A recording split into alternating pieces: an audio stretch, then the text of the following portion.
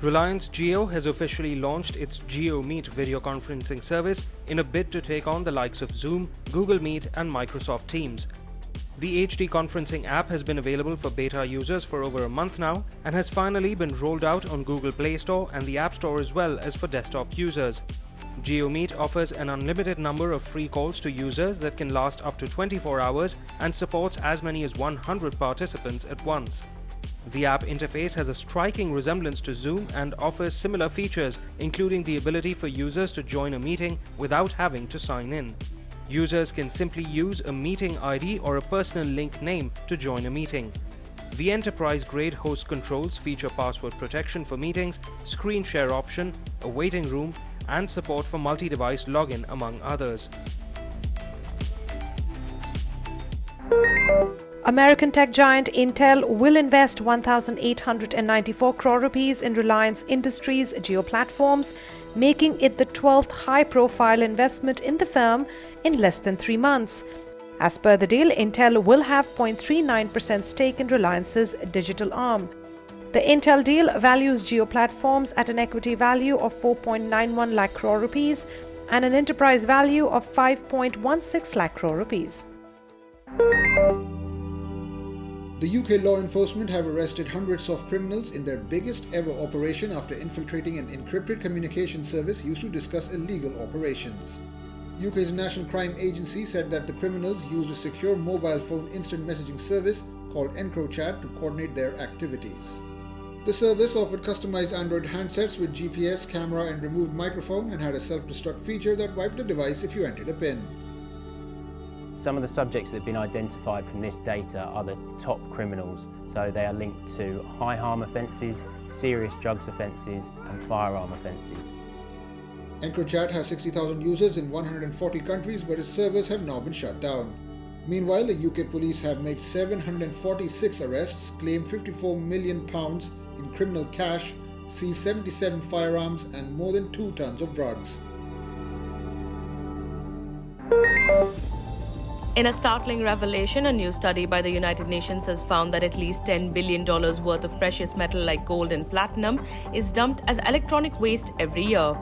According to the Global E-Waste Monitor, 2019 saw a record 54 million tons of e-waste worldwide, up by 21% in 5 years. The amount of e-waste is rising 3 times faster than world population, but only 17% of it was recycled in 2019, says the report. This waste poses a threat to human health and the environment, adding to the climate crisis. The short lifespan of products and a lack of regulation is responsible for the growing waste. Most of the precious metal is just dumped or burnt. In terms of recycling waste, Europe had the highest percentage at 42% in 2019, followed by Asia at 12%.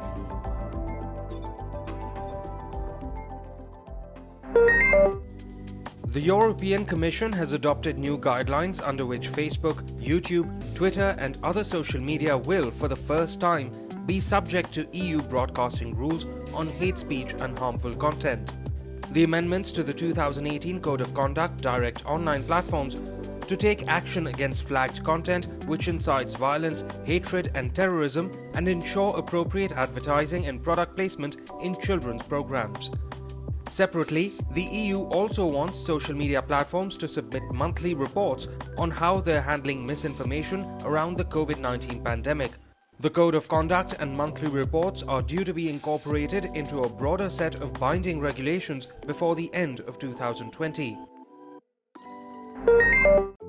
Sony's PlayStation division is the latest to join the growing list of companies that have stopped running advertisements on Facebook and Instagram to protest the firm's handling of hate speech and other hateful content. PlayStation officially announced its support for the Stop Hate for Profit campaign, which entails suspending its global advertising activity and non-paid content on the platforms until the end of July. While Facebook has officially maintained that it does not make policy changes due to revenue pressure, reports say even over 300 brands joining in on the campaign won't make much of a dent to the firm's bottom line. Scientists from UCLA have designed a high-tech glove capable of converting sign language into speech in real time. The wearable device eradicates the need for a translator, helping users to communicate with ease. I love you. Based on the American Sign Language, the sensors attached on the fingers and thumb of the glove help make sense of each word, phrase or letter with accuracy. To test the device, they attach adhesive sensors on faces of volunteers to capture facial expressions that are a part of ASL. These signals are then sent to a smartphone that translates them into spoken words. Scientists hope that the innovation will help people learn sign language. I L. Motorola has announced a scaled-down version of its mid-range smartphone, the Moto One Fusion Plus, that was announced last month. The new Moto One Fusion sports a 6.5-inch Max Vision HD Plus display with a water drop notch and a Snapdragon 710 SoC paired with 4GB of RAM and 64GB storage. It comes with a 48-megapixel quad-rear camera setup, an 8-megapixel front camera and a 5000 mAh battery. The Motorola One Fusion will be available from July 2nd across several countries in Latin America, but there's no word yet on Indian pricing or availability. As per reports, the next Moto Racer foldable smartphone has had a few specifications leaked online. Not only is the successor to the 2019 Moto Racer expected to get 5G, but will also reportedly feature a 6.2-inch flexible display, a 48-megapixel dual rear camera setup, and 256GB of onboard storage. A Mercury silver color variant has also been tipped, along with the Snapdragon 765G chipset and 8GB RAM. While Motorola has teased a September launch for the device, supply chain sources have said it may be delayed to next year.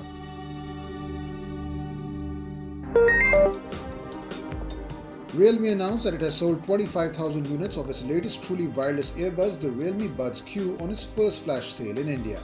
The 1,999 rupees earbuds come in a pebble-like design and feature a large 10mm bass driver for an enhanced sound experience. They support Bluetooth 5.0 connectivity, are IPX4 rated for sweat and water resistance, and have a dedicated gaming mode that is said to offer 119 millisecond low latency. The Buds Q feature touch controls for call control, get Google Assistant support, and offer the standard SBC as well as the higher AAC codec. Realme claims up to 4.5 hours of standalone playback with a 40 mAh battery and 20 hours of battery life with a charging case that supports 30-watt fast charging. Amazon has finally launched its Prime Video app for Windows 10 and it's live on the Microsoft Store. The dedicated app will let users stream movies and TV shows and even download them for offline viewing. While streaming content from Amazon Prime Video has always been possible via a web browser, downloading content offline was not a possibility. While Amazon has said content can be streamed in the best possible resolution available, reports say the quality was limited to 720p via the Windows 10 app. Fortnite has introduced a brand new Captain America skin to the popular free-to-play Battle Royale game. The new skin is likely in a bid to commemorate Independence Day on July 4th in the US and costs 2,000 V-Bucks at the Fortnite in-game store. The skin also gets Captain America's iconic shield, which the character wears on the back while running and uses as a pickaxe as well.